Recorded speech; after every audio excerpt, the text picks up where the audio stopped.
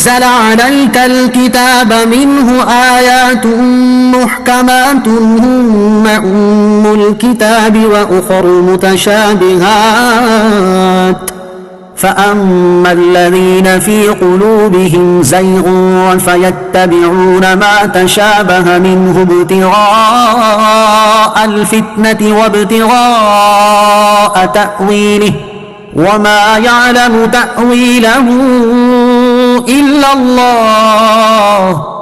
والراسخون في العلم يقولون آمنا به كل من عند ربنا وما يذكر إلا أولو الألباب۔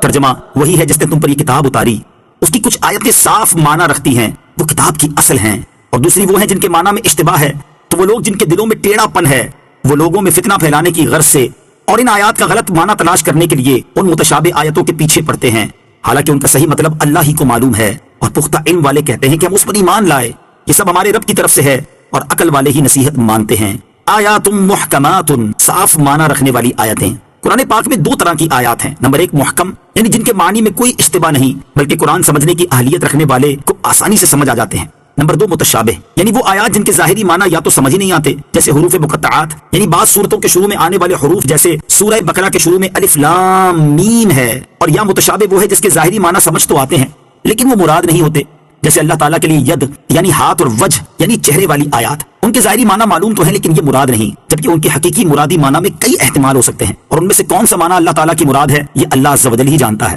یا وہ جسے اللہ تعالیٰ اس کا علم دے۔ پہلی قسم یعنی محکم کے بارے میں فرمایا کہ یہ کتاب کی اصل ہیں، یعنی احکام شریعہ میں ان کی طرف رجوع کیا جاتا ہے اور حلال و حرام میں انہی پر عمل کیا جاتا ہے۔ الذین فی قلوبہم زیغ، وہ لوگ جن کے دلوں میں ٹیڑھا پن ہے۔ یہاں سے دو گروہوں کا تذکرہ ہے، پہلا گروہ گمراہ اور بد مذہب لوگوں کا ہے جو اپنی خواہشات نفسانی کے پابند ہیں اور متشابہ آیات کے ظاہری معنی لیتے ہیں جو کہ صریح گمراہی بلکہ بعض صورتوں میں کفر ہوتا ہے، یا ایسے لوگ متشابہ آیات کی غلط تعویل کرتے ہیں۔ دوسرا گروہ سچے مومنوں کا ہے جو متشابہ آیات کے معانی کو سمجھے یا نہ سمجھے لیکن وہ یہ عقیدہ رکھتے ہیں کہ محکم و متشابہ سارے کا سارا قرآن ہمارے رب عز و جل کی طرف سے ہے اور ہم اس پر ایمان رکھتے ہیں، اور جو معنی متشابہ کی مراد ہیں وہ حق ہیں اور اس کا نازل فرمانا حکمت ہے۔ کسی کو متشابہات کا علم عطا ہوا یا نہیں، اللہ تعالیٰ کسی کو متشابہات کا علم عطا فرماتا ہے یا نہیں، اس کے بارے میں محققین علماء نے فرمایا ہے کہ حضور اقدس صلی اللہ تعالیٰ علیہ وسلم کی شان اس سے ارفع و اعلیٰ ہے کہ اللہ تعالیٰ آپ علیہ الصلوۃ والسلام کو بھی اس کا علم عطا نہ فرمائے، بلکہ حضور علیہ الصلوۃ والسلام کے صدقے میں آپ علیہ الصلوۃ والسلام کی امت کے اولیاء کو بھی اس کا علم ملتا ہے۔ والراسخون فی العلم، اور علم میں پختہ لوگ، حضرت انس بن مالک رضی اللہ تعالیٰ عنہ سے مروی ہے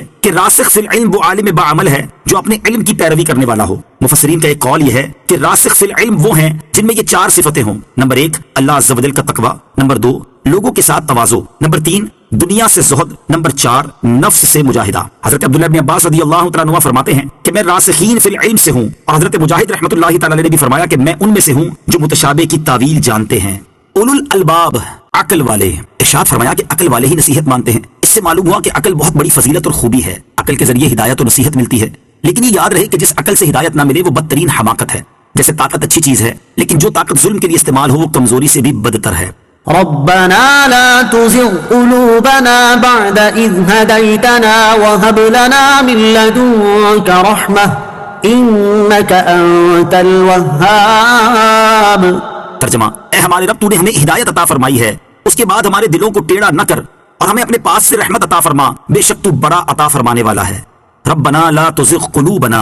اے ہمارے رب ہمارے دلوں کو ٹیڑھا نہ کر۔ ہدایت ملنا بہت بڑی چیز ہے لیکن اس کا فائدہ تبھی ہے جب یہ باقی بھی رہے۔ اگر ساری زندگی کو ہدایت پر رہے لیکن مرتے وقت ہدایت چھن جائے تو ایسی ہدایت کا کوئی فائدہ نہیں۔ بخاری شریف کی حدیث ہے، حضرت سہل بن سعد رضی اللہ تعالیٰ عنہ سے روایت ہے، رسول اللہ صلی اللہ تعالیٰ علیہ وسلم نے ارشاد فرمایا انما الاعمال بالخواتیم، اعمال کا دار و مدار خاتمے پر ہے، اس لیے بڑے سے بڑا مومن بھی اپنے خاتمے کے بارے میں خوف کرتا رہے اور لمحہ بھر کے لیے بھی برے خاتمے سے بے خوف نہ ہو۔ اس آیت مبارکہ کا بکثرت پڑھتے رہنا یعنی یہ دعا مانگتے رہنا بھی خاتمہ بالخیر کے لیے مفید ہے۔